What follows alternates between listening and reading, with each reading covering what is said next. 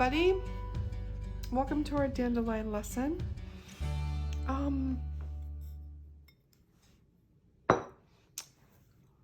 I have been taking a lot of notes in the past couple months about the artistic practice in my wool gathering books. And if you don't know what a wool gathering book is, I have several YouTube videos about it now that will explain it, so I don't have to take the time here. But it's been just a great thing, and it sort of evolved over time. It started in a bigger notebook, and it has evolved to these little field notes books that I just finished this one yesterday morning. And in the last part of it, I had the first notes on a specific subject that is really important to me. And in the back of the book, I just write the names of the tools that I use to create the book. So it's just been a wonderful thing, and I highly recommend you watching the videos on my YouTube channel. If you just search for Katira Ewing, you'll find my channel, and if you click on videos, you'll see several over the past month or so. So, and one of them, I think I still called it commonplacing, which is sort of where it came from, the idea of commonplace books. But anyways, that's not really what I want to talk about here. I want to talk about some passages that I wrote.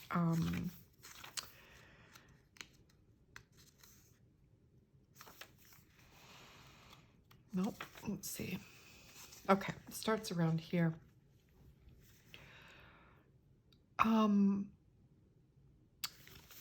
They're very much about the artistic process and about art in general, and how, as a culture, we experience art, we create art, we prioritize art, all of those things. And above and beyond just the big capital A art word, it's really about how, as individual people, we prioritize some kind of creative practice in our life and what it can mean for us, right?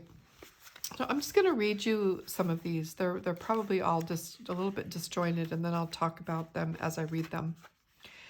So this first one, this first couple pages is by Ian Roberts. They're quotes from Ian Roberts, and it says, "We have to recognize that some people today, observing the greatest works of art or the most awesome works of nature,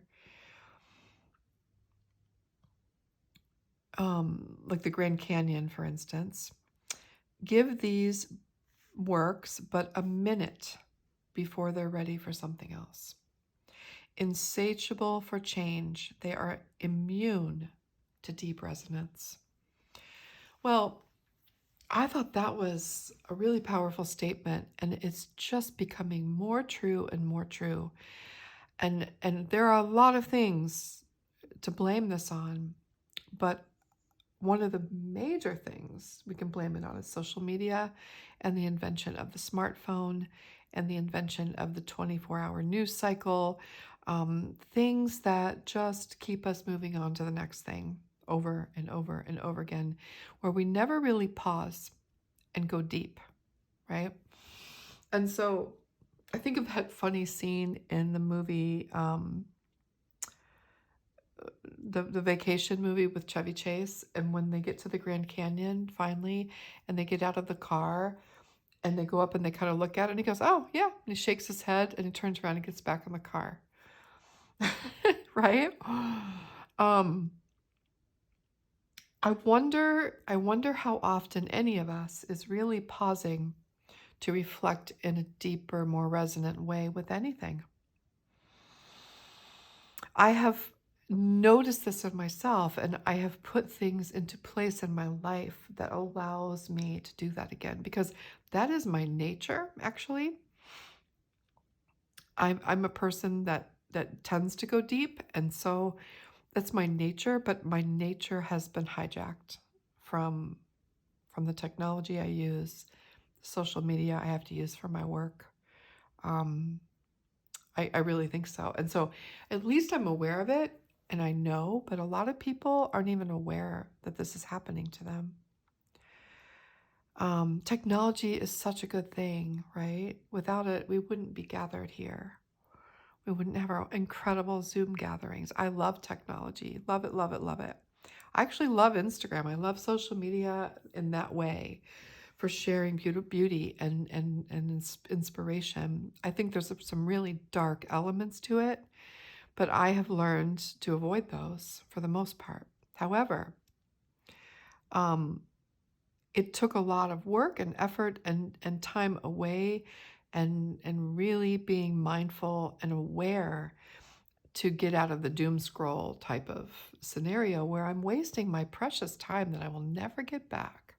And that's one of the main reasons I created two accounts. I have one, I mean, I have one account that I follow very few things, and it's only things that inspire me and that inspire me to be better and greater and um, just they elevate me, right? And if anything stops to do that, I delete it immediately. And so I really don't have any friends or family or anything else on there. It's just, it's truly just um, like artists and cooks and creators and writers and thinkers and philosophers and musicians and things like that. And I have no problem getting rid of them, right? So friends and family, I'm never going to, that's a whole different thing. But it has been a great thing because I know if I have 10 minutes and I want to go on Instagram and be inspired, I know that the selection that I've curated will do that for me, right? So it's really a wonderful tool. But anyways, I just thought that was a powerful statement. And I don't want to get too off track because I will. All right. I'm just going to keep reading. So beauty suspends the desire to be elsewhere. In the face of great art, we experience transcendence. We are fully in the moment.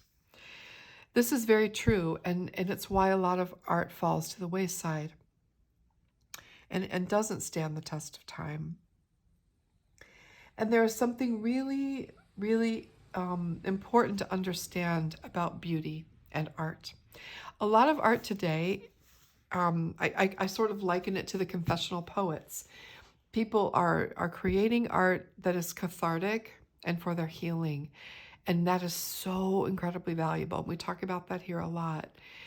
But it's not always the kind of art that other people are going to want to revisit over and over again.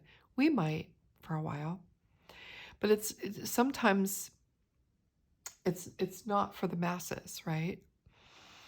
And you see that with the confessional poets. I mean, I don't know how much you know about that, but if you just go Google confessional poets and read some of them, and you'll get pretty tired of them pretty fast. Um, they're not creating beauty necessarily. Some did, some hit it a few times, but they're creating a catharsis for themselves, right? And then I think the human interest in it dies down pretty quickly. The lasting value. But great art never does. It never dies because great art is about beauty. Just beauty. Something that arrests us, takes our breath away, takes us out of a moment of time. We experience transcendence. It could be, the subject does not matter. It could be abstract. It could be incredibly realistic. It could be a photograph. It could be a sculpture. It could be a piece of writing. It could be a poem. It could be a song. It could be a violin solo. There are things that happen in the world. It could be a sunrise. It could be the way the light is hitting a bank of snow. It could be the gentle look in a deer's eyes, like a stag or a deer or a doe, or it can be so many things, right? From the simplest to the most profound. But these are things that take our breath away, and they are transcendent for us. And that is what makes truly great art. Not a big statement or a political statement or a shock value. Those are not the things that make great art, right? And so I could take that a little further and say, what makes a great art making experience? I believe there's a time and place for cathartic work and healing work, but I also think it's incredibly important to make time for beauty, and that's it. Beauty could be finding two colors that dance together on the page in a beautiful way. That's all it takes, right? Beauty could be painting a bird in meticulous detail. Beauty could be painting the landscape of your soul in shapes and colors. And taking every bit of presence and mindfulness and authenticity you have to make sure that you're just filling it with your attention and love. When someone fills art with attention and love, we feel it. The viewer feels it, no matter what the subject is, no matter if we can relate to it or not, right? Even I would venture to say, no matter the skill level. Now there is something to be said, and this is why I think the most important work we can do as artists is the expressive, intuitive work, and to create beauty in that way. But there are real reasons to do technique work, because if we want to put that beauty on the paper, we have to know how to wield a paintbrush. We have to know how watercolors work on paper, right? If someone just gave you this and a brush, you wouldn't know necessarily. If you'd never heard of watercolors before, you would not necessarily know what to do with these hard little cakes of color, right? So technique and lessons in technique and lessons in depicting real things and lessons in all of those things, color mixing, those things are your tools. Those things are what are the vehicle to transport you, right? To be able to put your feelings and your expressions and your visions and your experiences down. So they're very valuable, and skill will grow over time, right? But it's not the most important thing. I have seen incredibly skillful drawings and paintings that leave me with absolutely no feeling at all, except for, wow, that's amazing that they could do that, right? But it does not affect me as a human being, right? So both matter. Both of these things matter, the how and the why. That's what I call them, the how and the why, just to simplify it, right? Anyways, let's move on.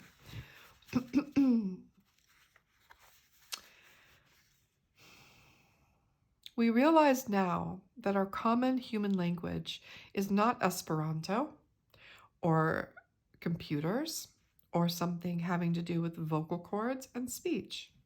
It is rather our sense of proportion, balance, harmony, and other aspects of simple and fundamental form. Our universal language, in other words, is beauty. That is a quote by Rollo May. Our universal language is beauty. John Ruskin said the same thing, right? Many, many philosophers have said the same thing. Beauty is our common language. You can take two people from completely opposite realms of the political spectrum or the life philosophy, worldview, completely different, who would just come up against each other and sparks would fly because they're so averse to one another's opinions. And you could set in front of them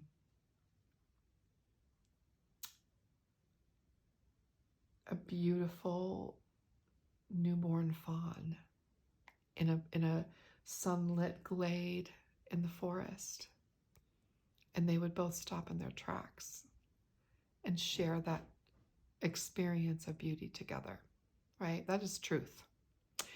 So for that reason alone, we need more beauty in the world, right? But our universal language is beauty, and that is truth. That is truth. And truth is beauty. Real beauty, and I don't mean what our culture tells us is beautiful, but things that really do stop us in our tracks. Real beauty is truth.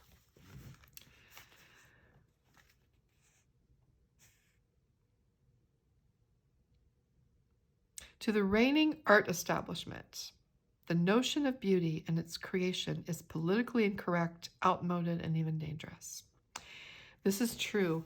You know, if you subscribe to some of the, I was included in a couple of the big art magazines at one time for work that I did, and if you look through these magazines, it is so clear that disturbing sells right now. Like a lot of the modern portraiture and the artworks that are like big names and big galleries and collecting big bucks are really disturbing images, because there's a notion out there that art is a reflection of our psyche at the time, or the cultural psyche, and that will show up in the art we create. Well, that is true. There's truth there. There's truth there. But I would not call it transcendent or great art, right? I would say it fulfills a moment in time, but it's not lasting. And for a while in the art world, if you simply created a beautiful, exquisite painting of a flower full of presence and poetry, it was laughed at. And that is the truth. Andrew Wyeth was laughed at. So during his time, he was snobbed, like, by the art establishment. However, they couldn't stop him from being number one in the people's hearts, right? The people, the collective, loved his paintings, and he sold them all because people loved it. The art world did not. Well, he wasn't edgy enough. He wasn't avant-garde enough. He painted things that were real and everyday in a beautiful way, full of presence. That was dangerous, because most people can't do that, right? Beauty needs quiet and patience, both to create it and to experience it. In the face of beauty, we are silenced because beauty expresses silence. In lavishing attention on the subject of the artwork, the consciousness of the artist can touch something divine, some transcendent quality. And that transcendental element now resides in the art. How do we know it? We feel it. We experience it. Our heart responds to that sublime quality the artist infused into the work. That's what I was talking about a few minutes ago, that when we create something, and I know that each and every one of you can look back at something you created that you put your whole heart into, your whole attention, you took your time, you went slowly, you gave it everything you had, and the end result was beautiful to you. That you felt a resonance with what happened on the page. I see it in your work sometimes, not all the time, and I don't see it in mine all the time, because we don't always have that kind of presence with our work. But it's possible, and I think it's the goal, right? I'm looking at this little painting right here. I've got two here. I've got this one that I did, just trying new paints, and then I've got this one that I did. And I'll tell you what, this one, I remember doing it. I had dinner cooking. I was sitting here doing it. I just was distracted, and it's so-so. It's fine, whatever. I could throw it away. It doesn't matter to me. This one, however, I really took my time. I was really exploring. I did many layers. And this one to me is beautiful. There's just little things happening that I could look at over and over and over again. It's just a small little painting, but it's truly beautiful to me. And that's because of the time and attention that I spent when I created it. It's just true. A work of art is like a visual form of prayer. The depth of the artist's attention, the prayer, is what we respond to. Our response comes from the power of the prayer that contributed to the making of the piece. The artwork lives. If we are left unmoved by a painting of the Virgin Mary, it is likely because the artist was unmoved in the act of creating it. So he says the word prayer, but I should say that before that, he's talking about prayer as intention. So he doesn't necessarily mean a Christian prayer or a Buddhist prayer or a religious prayer. He means intention and attention, sacred attention and reverence, right? That's what he means. But how incredibly true. You visit a museum, there are religious pictures, for instance, that just take your breath away. And there are other religious pictures that you're like, whatever. Doesn't even hold your attention for a minute, right? I think of like some of the quick illustrations done on prayer cards that are completely unmoving because it was just a job and they didn't care, right? Subject matter is irrelevant. It is important only as a vehicle for the artist's attention. Authenticity results from the depth of the artist's attention and feelings, period. In my class Muse, my teachable class Muse, that is the whole purpose of this course, is this slow moving through your psyche and the way you respond to different visual stimulus and prompts and creative practices to help you touch into that attention, that place of reverence and attention, right? That is your muse, right? And so I completely agree with this. And it's not easy. It takes time. It takes time. Beauty comes from giving personal expression to the deep currents within us that perhaps even wrench us in their telling. Matisse said he wanted the response to his art to be like sitting in an old, comfortable armchair. I love that. How the expression of beauty emerges will be different for each of us. We need to feel our way to this deep, transformative level. This is the simplest and most difficult aspect of making art that really matters. Simple because it couldn't be any closer to us. Difficult because of all the stuff we throw up in its way.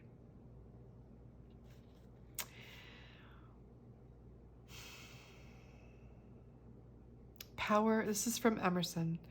Power comes from something deeply felt and simply stated.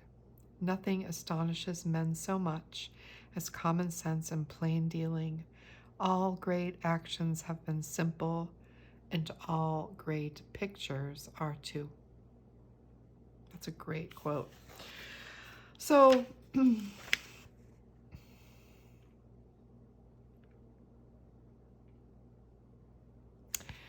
our job as artists is to pay attention to the gleams of light within us that pass us by each and every day of our life. This morning, I was sitting at my desk and the sun was just coming up and it was very muted because it was already snowing, right? But there was this most beautiful, like, transparent glaze over this little glass bird sculpture on my desk. The light was like gauzy and I noticed it, right? And then I forgot about it until just now. When I notice these things that really arrest me with their beauty, I need to write them down.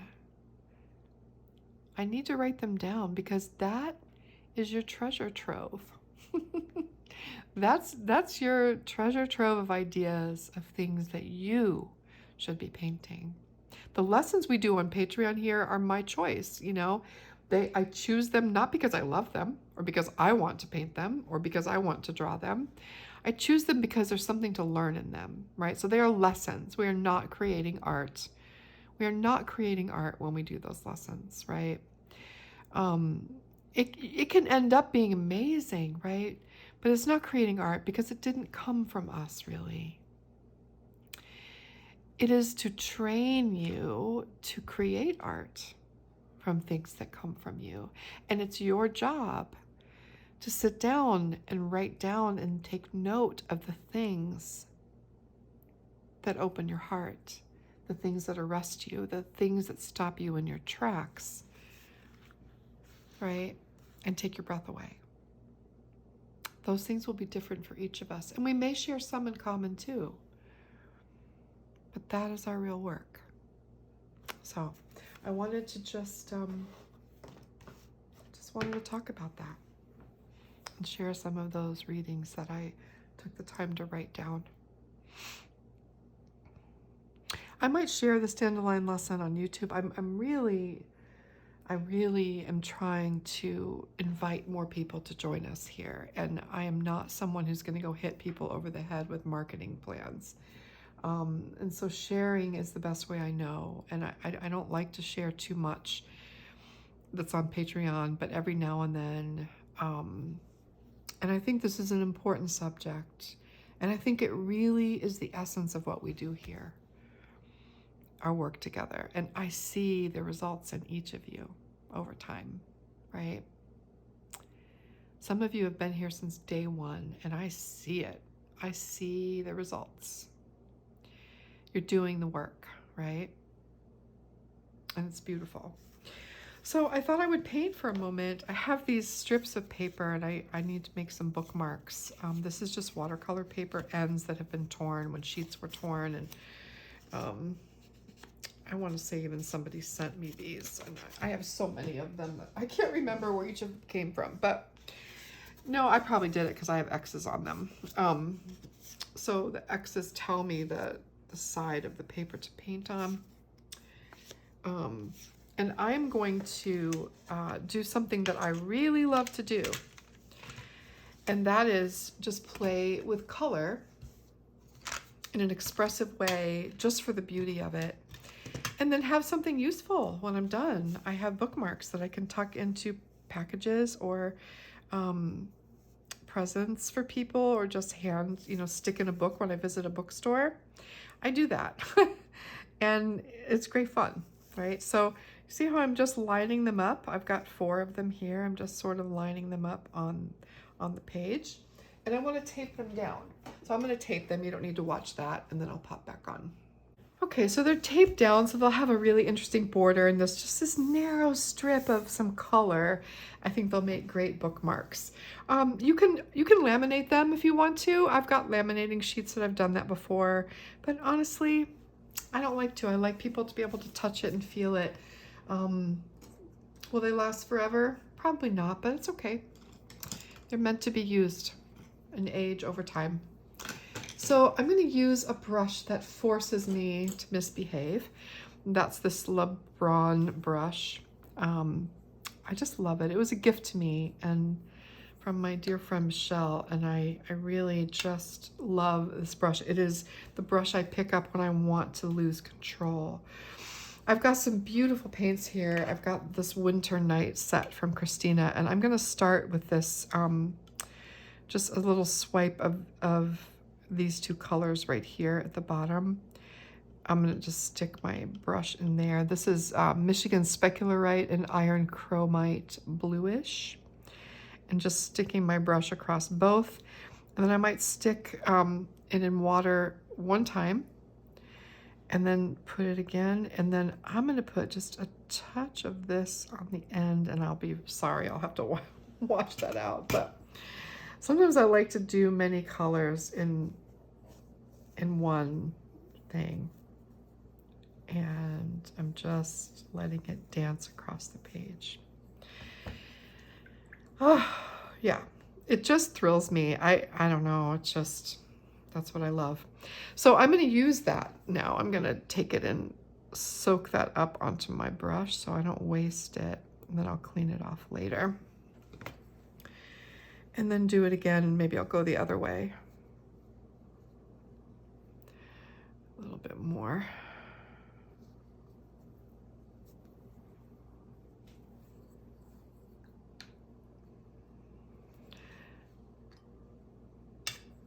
Then I might take a smaller brush.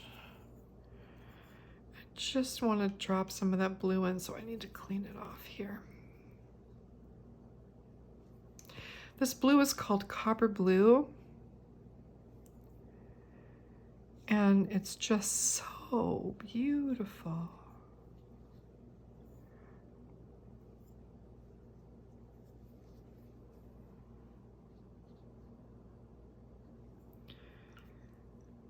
And then I want to use, this is called Malachite, Arabian Malachite from Algeria. And I want to pull this through too. And oh yeah, I mean, this would, if I were making it for myself, it'd almost be enough. It's just this little bit. But the most important thing is just to be free. Just be free. Explore. This is beauty. I mean, I can take a little bit of water and splash it on here. This paper is very absorbent. I think this is printmaking paper. I can see it. It's Fabriano Tiepolo, and I actually used the back side on these three and the front side on that one. But I like the back side on this paper. Then I'm going to use a little bit of this color, which is from Case for Making. It's just like this creamy color. I don't know. It's nothing special, but I just like that creamy color. At the top, I want to put that. It's like fresh cream.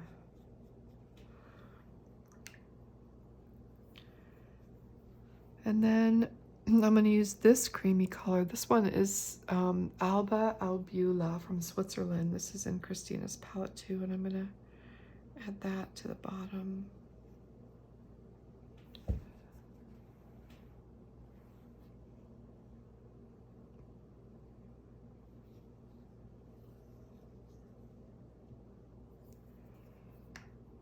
And then I think I want to add a little bit of this. This is called Plato. This is this has real silver in it. It's beautiful. And I am just gonna spatter it in here and there.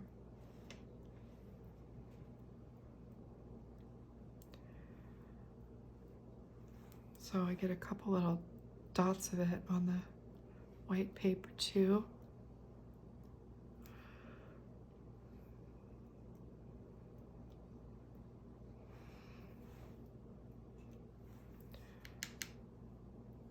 Okay, and then I'm gonna pull a pencil through, and I think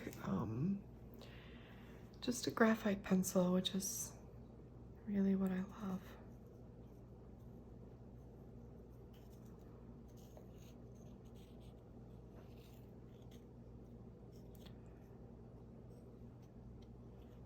I sort of feel my way through it. And then do it the other way.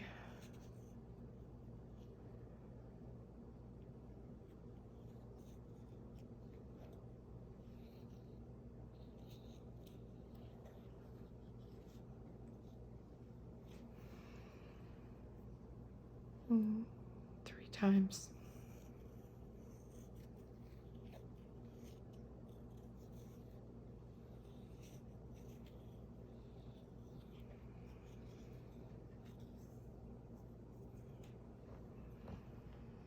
And that's good.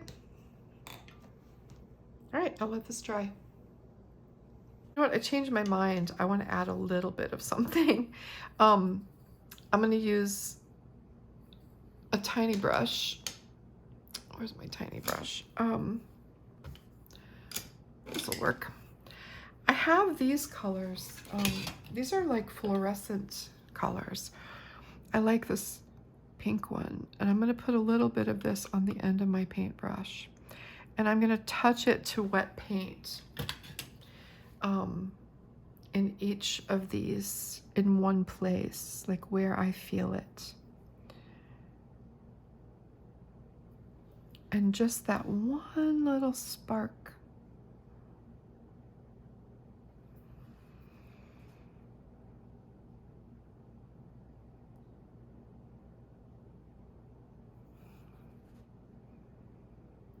where it needs a spark.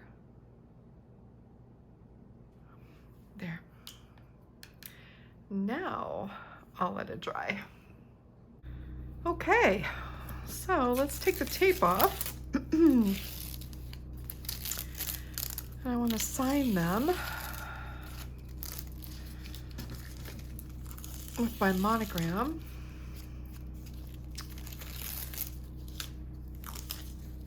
Some of the tape is taking off the paper, and that's okay, it doesn't matter. Okay. So I'm going to use my stamps, and I have a new one that was a gift to me by someone very special. So I'm going to start adding it to all of my work.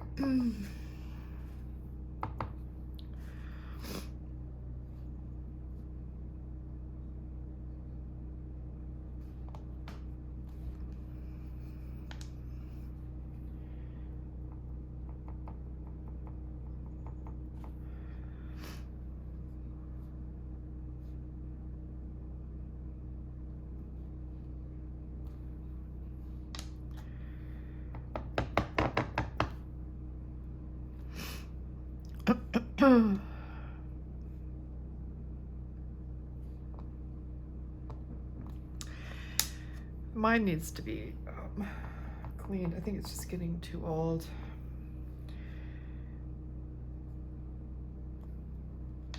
And this paper is not the greatest for a stamp like this because it's got a lot of texture.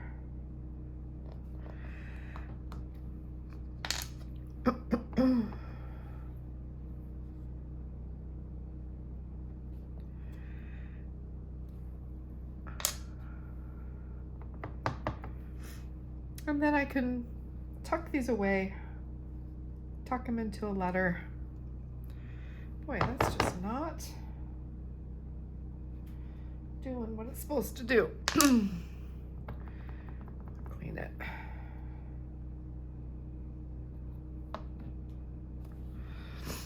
There.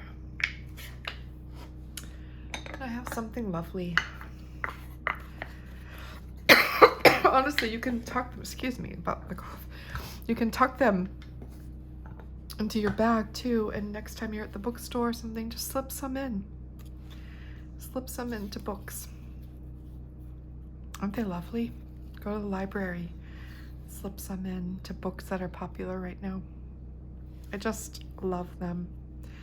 I love this technique. I love what happens every time. I love the process and watching the colors and finding beautiful colors that are beautiful together. It's just incredibly enjoyable. All right, everyone. I hope this was helpful and meaningful to you. I would love to hear your thoughts. And yeah, all right, take care. See you again soon.